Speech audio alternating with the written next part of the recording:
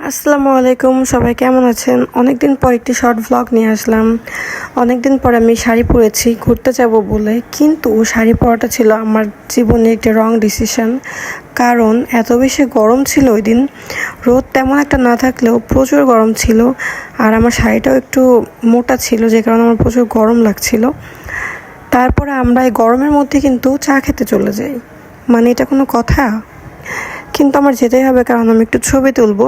তো চা খেতে গিয়ে আমি কিন্তু চা খাইনি, আনায়ের বাবাকে দিয়ে খাইয়েছি। এদিকে আনায়েরও গরমে অবস্থা খারাপ, সেও বিরক্ত করছিল। তারপর আমি আমার চুলটা বেঁধে নিলাম, কারণ এত বেশি গরম লাগছিল যা বলার বাইরে। এখানেই দেখলাম একজন মারা গিয়েছে, তো এখানে জানাজা পড়ানো হচ্ছিল আর অনেক মানুষ ছিল এখানে। জানি না কিভাবে মারা গিয়েছে।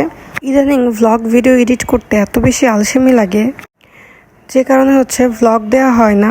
আর এটা ভাবির চায়ের দোকান, এটা কিন্তু খুবই ফেমাস ফরিদপুরের মধ্যে, অনেক মানুষই চা খেতে আসে।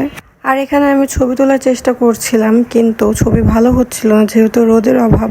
তাই আমি প্রকৃতির ছবি তুলতে তুলতে ভিডিও করতে করতে চলে যাচ্ছিলাম, কি করব।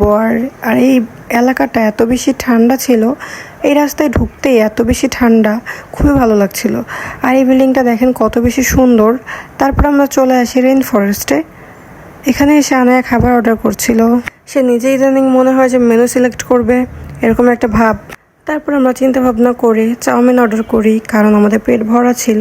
তো চাউমিন অর্ডার করেছিলাম। এত বেশি মানুষ ছিল ওই দিন, কিন্তু খাবারটা খুব তাড়াতাড়ি তারা সার্ভ করে দেয়।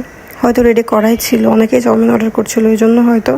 তো চাউমিনটা বেশ মজা লেগেছে, আমার কাছে খুবই ভালো ছিল, বাট চিকেনের পরিমাণ খুবই কম। যেটাই আমি চিকেন ভেবে খেতে যাচ্ছি সেটাই দেখি চিংড়ি মাছ।